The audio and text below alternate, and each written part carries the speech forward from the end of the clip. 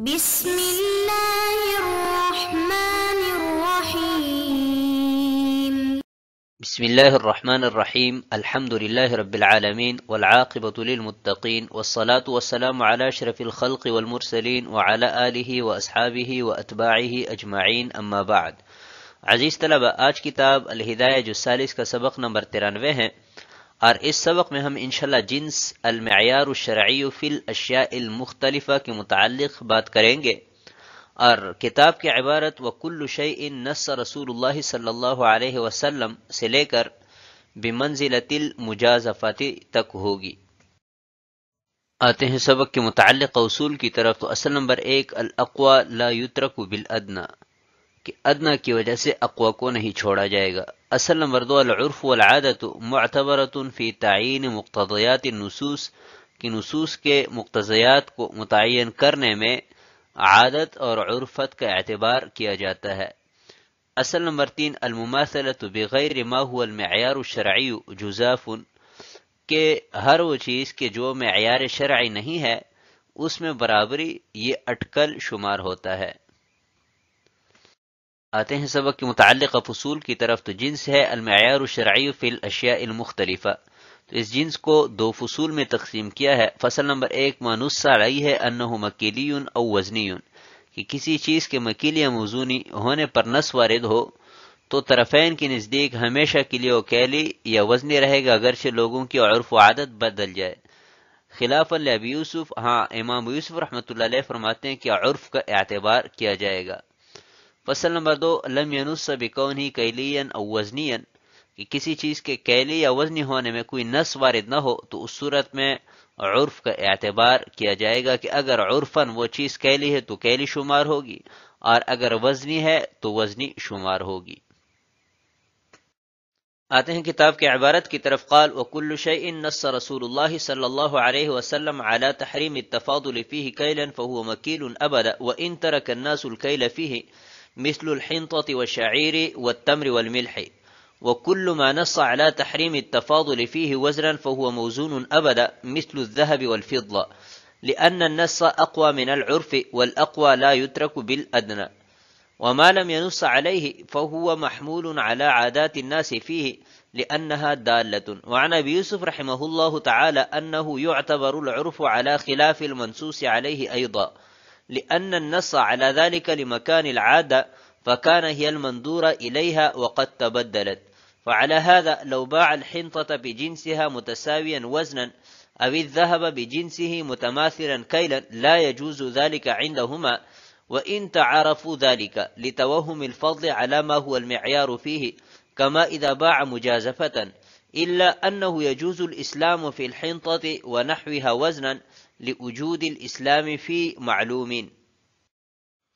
اور ہر وہ چیز جس میں وکیل ہونے کے اعتبار سے حضور اکرم صلی اللہ علیہ وسلم نے زیادتی کے حرام ہونے کی تصریح فرمائی ہے وہ ہمیشہ وکیلی رہے گی، اگرچہ لوگ اس میں کیل کو چھوڑ دے، جیسے گندم، جو، کھجور اور نمک۔ اور ہر وہ چیز جس میں رسول اکرم صلی اللہ علیہ وسلم نے وزن کے اعتبار سے زیادتی کی حرمت کی تصریح فرمائی ہے وہ ہمیشہ وزنی رہے گا، اگرچہ لوگوں نے اس میں وزن کرنا چھوڑ دیا ہو، جیسا کہ سونا چاندی، اس لیے کہ نص عرف سے اقوا ہے اور اقوا کو ادنا کی وجہ سے نہیں چھوڑا جاتا، اور جس میں تصریح نہ فرمائی ہو تو وہ لوگوں کی عادات پر محمول ہے، اس لیے کہ لوگوں کی عادت کیل اور وزن پر دلالت کرنے والی ہیں۔ اور امام ابو یوسف رحمہ اللہ تعالی سے منقول ہے کہ منصوص کے خلاف بھی عرف کا اعتبار کیا جائے گا، کیونکہ نص اس پر لوگوں کی عادت کی وجہ سے ہے، لہذا عادت ہی کو مد نظر رکھا جائے گا، حالانکہ وہ بدل گئی۔ بس اسی بنا پر اگر کوئی گندم اس کے ہم جنس کے عوض وزن کے اعتبار سے برابر سرابر، یا سونے کو اس کے ہم جنس کے عوض کیل کے اعتبار سے برابر فروخت کرے تو یہ طرفین کے نزدیک جائز نہیں ہوگا، اگرچہ لوگوں کا عرف اس پر چل پڑا ہو، کیونکہ معیار پر فضل کا وہم ہے، جیسا کہ اٹکل کے ساتھ فروخت کرے، مگر گندم اور اس کی طرح دوسری اشیاء میں وزن کر کے بے سلم جائز ہے، کیونکہ مقدار معلوم میں بے سلم پائی گئی ہے۔ وَكُلُّ شَيْءٍ نَصَّ رسول اللہ صلی اللہ علیہ وسلم، اس عبارت میں یہ مسئلہ بیان کیا گیا ہے کہ احناف کے ہاں چونکہ علت ربا قدر مع الجنس ہے اور قدر نام ہے کیل اور وزن کا، تو اب ہمیں کیسے پتا چلے گا کہ یہ چیز وزنی ہے یا کیلی ہے؟ تو اس میں دو مذاہب ہے،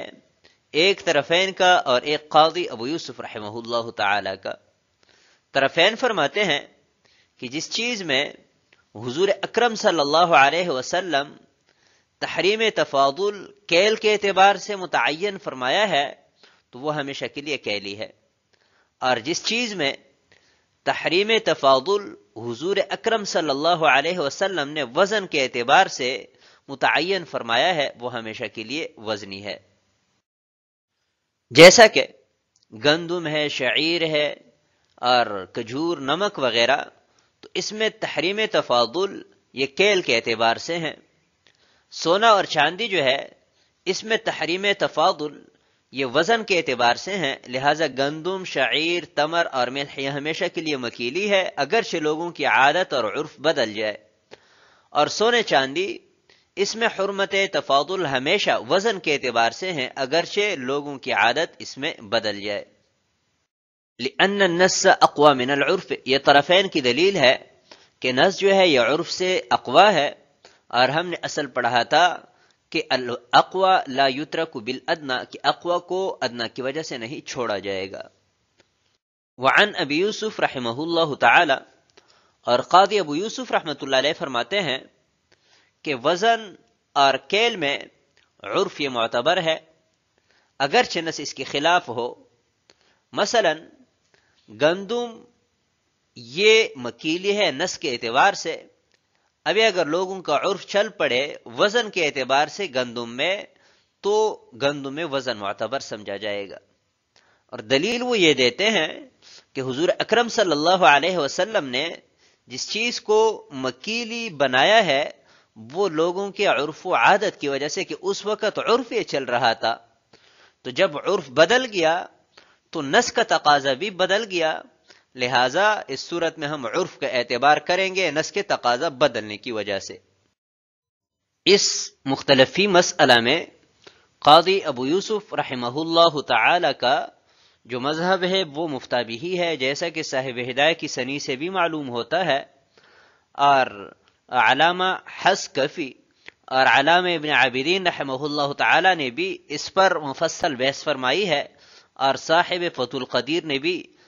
قاضی ابو یوسف رحمۃ اللہ علیہ کے قول کو ترجیح دی ہے۔ وما لم ينص عليه فهو محمول على عادات الناس، ذکر کردہ اختلاف تو ان اشیاء میں تھا کہ جن میں نص وارد ہوئی ہے، اور جن میں نص موجود نہیں ہے اس کا کیا حکم ہے، تو یہ مسئلہ بھی مختلفی ہے ائمہ مذاہب کے مابین۔ مالکیہ اور حنفیہ کے نزدیک لوگوں کے عرف و عادت کا اعتبار ہے، کیونکہ عرف یہ دلیل شرعی ہے، اور شافعیہ اور حنابلہ کا مذہب یہ ہے کہ تمام اشیاء میں چاہے نص موجود ہے اور چاہے نہیں ہے، اہل حجاز کا عرف وہ معتبر ہے حضور اکرم صلی اللہ علیہ وسلم کے زمانے میں۔ اور دلیل میں وہ عبداللہ بن عمر رضی اللہ تعالیٰ عنہ کی روایت پیش کرتے ہیں کہ حضور اکرم صلی اللہ علیہ وسلم نے فرمایا کہ المکیال علی مکیال اہل المدینہ والوزن علی وزن اہل مکہ، تو یہ ان کا مستدل ہے کہ چاہے نص موجود ہو یا نہ ہو اہل حجاز کے عرف کا اعتبار ہے، لیکن وہ اشیاء کہ جن میں اہل حجاز کا عرف بھی موجود نہ ہو تو فقہ البیوع میں ابن قدامہ رحمہ اللہ تعالی کے حوالے سے نقل کیا گیا ہے کہ جس چیز میں اہل حجاز کا عرف موجود نہ ہو تو اس میں دو احتمال ہے، پہلا یہ کہ اس چیز کو اس کے مشابہ کی طرف لٹایا جائے گا، اور دوسرا احتمال یہ ہے کہ جس جگہ میں وہ چیز موجود ہے اس علاقے کا، اس جگہ کا عرف معتبر سمجھا جائے گا۔ فعلى هذا یعنی طرفین اور قاضی ابو یوسف رحمہ اللہ تعالی کے اختلاف کی بنا پر اگر کوئی شخص گندم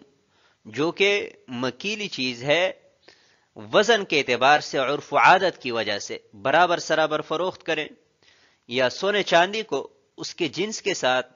کیل کے اعتبار سے برابر سرابر فروخت کریں، تو یہ معاملہ طرفین کے ہاں ناجائز، جبکہ قاضی ابو یوسف رحمہ اللہ تعالی کے ہاں جائز ہے۔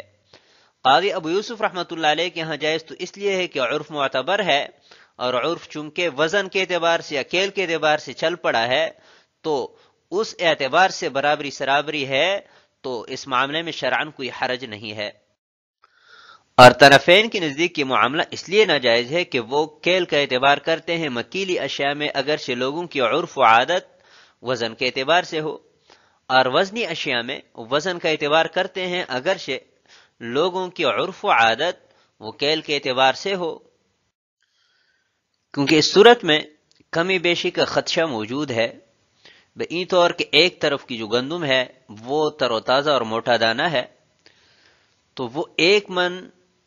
اس برتن میں نہیں آ سکتا جس برتن میں دوسری طرف کا سوکھا اور چھوٹا دانہ آ سکتا ہے، لہذا کمی بیشی کے اس اندیشے کی وجہ سے، اس خوف کی وجہ سے یہ معاملہ یہ ناجائز ہوگا، کیونکہ ربا کے باب میں شبہۃ التفاضل یہ بھی حقیقت التفاضل کی مانند ہے۔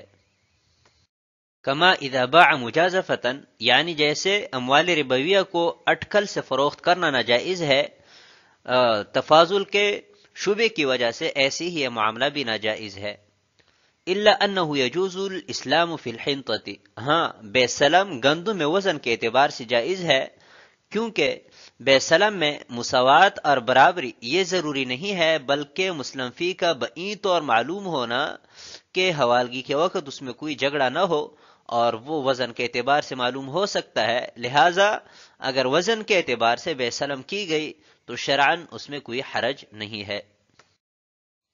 آتے ہیں اگلی عبارت کی طرف، قال وكل ما ينسب الى الرطل فهو وزني،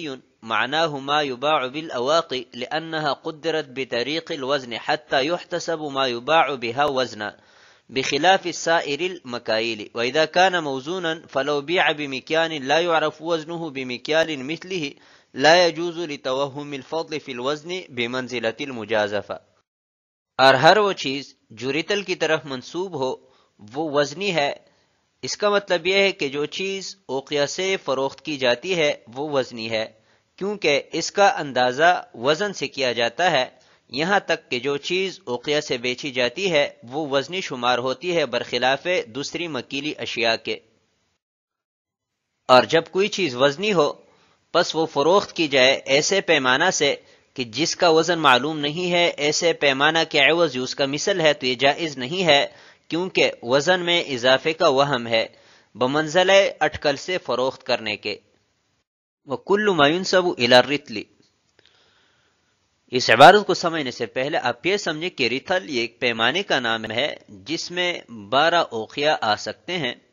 اور اوقیہ یہ بھی ایک پیمانہ ہے جو 40 دراہم کے برابر ہوتا ہے، اور ان کی تشریح میں دیگر بھی اقوال ہے جو شروحات میں دی کی جا سکتی ہے۔ یہاں پر صرف یہ بیان کرنا مقصود ہے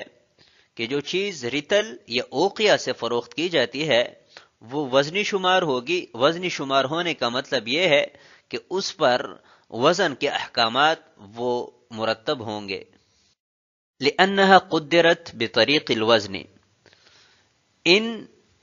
پیمانوں کی طرف منسوب اشیاء کو ہم وزنی اس لیے شمار کرتے ہیں کہ ان پیمانوں کا اندازہ جو ہے وہ وزن سے لگایا گیا ہے، جیسا کہ ہم نے پہلے بیان کیا کہ ایک رتل میں 12 اوقیہ ہوتے ہیں، اور ایک اوقیہ میں 40 دراہم آتے ہیں، اور 40 درہم جو ہے یہ وزنی چیز ہے، لہذا اس سے معلوم ہوا کہ ان کی طرف منسوب اشیاء بھی وزنی ہوں گی۔